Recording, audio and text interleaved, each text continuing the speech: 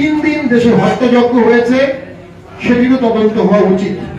অনেকে বলে অনেক পুলিশকে হত্যা করা হয়েছে, অনেক পুলিশের মধ্যে চাপা ক্ষোভ আছে, এ বিষয়ে কমিশন করা উচিত। ইন্ডিমনিটি দিয়ে হত্যাকাণ্ডকে ঢাকার অপচেষ্টা ইতিহাস কখনো ভালোভাবে নেয়নি। আমরা মনে করি বিগত সরকার যে ইন্ডিমনিটি গুলো দিয়েছে এগুলো বাতিল করা উচিত, সঠিক তদন্ত হওয়া উচিত, প্রত্যেক হত্যাকাণ্ডের বিচার হওয়া উচিত। এবং বিগত যে সময়ে আমাদের পার্টি অফিসে 4 বার আগুন দেওয়া হয়েছে, আমরা কেরানীগঞ্জে মিটিং করতে গেছি, সেখানে দেখেছি আমাদের অডিটোরিয়ামে তালা দিয়ে দিয়েছে। আমরা দিনাজপুরে গিয়েছি, আগের দিন অডিটোরিয়ামে তালা দিয়ে দিয়েছে। আমরা ময়মনসিংহে যাবো, আগের দিন এনসিপি সহ সবাই বলেছে জাতীয় পার্টিকে মিটিং করতে দেওয়া হবে না।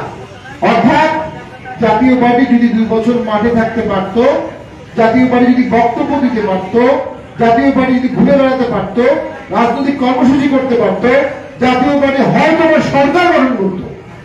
সেই ভয় থেকে, সেই আশঙ্কা থেকে একটা আনহোলি অ্যালায়েন্সের মাধ্যমে জাতীয় পার্টিকে রাজনীতি থেকে দূরে রাখার জন্য, জাতীয় পার্টিকে ভয় দেখানোর জন্য পার্টি অফিসে আগুন দেওয়া হয়েছে, আমাদের নেতাকর্মীর নামে মামলা দেওয়া হয়েছে, আমরা ভোটে যেন অংশগ্রহণ করতে না পারি সে হুমকি দেওয়া হয়েছে। আমরা যখন নির্বাচন কমিশনে আপিল শুনানি করছিলাম সেই সময় আমাদের বিরুদ্ধে আন্দোলন হয়েছে এবং নির্বাচন কমিশনাররা আপিল শুনানি বাদ দিয়ে ওই তথাকথিত আন্দোলনকারীদের বক্তব্য শুনে আধা ঘন্টা আপিল শুনানি বক্তব্য বন্ধ রেখেছিলেন। অর্থাৎ একটা মবের কাছে নতজানু হয়েছিল সরকার, মব সরকারকে সৃষ্টি করেছিল ইউনূস সরকারকে, ইউনূস সরকার মবকে সৃষ্টি করেছিল।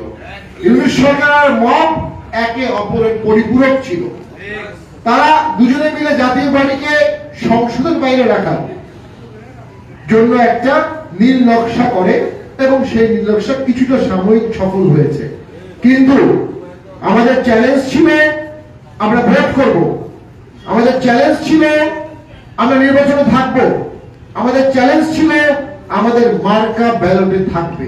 ইনশাআল্লাহ এই ভোটে 200-এর উপরে আসনে জাতীয় নিয়ে, জনগণের দাবি নিয়ে, জনগণের প্রত্যেকটি জনবান্ধব ইস্যুতে আমরা কথা বলবো, আন্দোলন করব, মত প্রকাশ করব, জনমত তৈরি করব।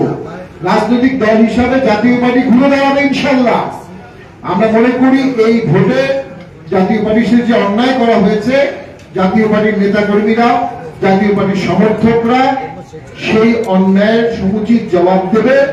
আমরা মনে করি ইউনূস সরকার জাতীয় পার্টির জন্য একটা আইয়ামে জাহেলিয়াতের সময় দিয়েছে।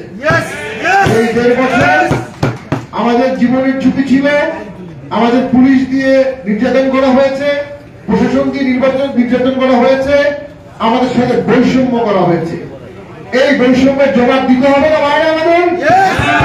এই বৈষম্যের জবাব দিতে হবে শক্তিশালী সংগঠন করার মাধ্যমে। আমরা ঐক্যবদ্ধভাবে সকলে গ্রামে যাব, আমরা ইউনিয়নে যাব, আমরা উপজেলায় যাব, আমরা জেলায় যাব, আমরা বিভাগে যাব। আমরা তৃণমূলকে শক্তিশালী করব, নতুন আঙ্গিকে, নতুন জোয়ারে, তারুণ্যের আভায় জাতীয় পার্টি জেগে উঠবে ইনশাআল্লাহ।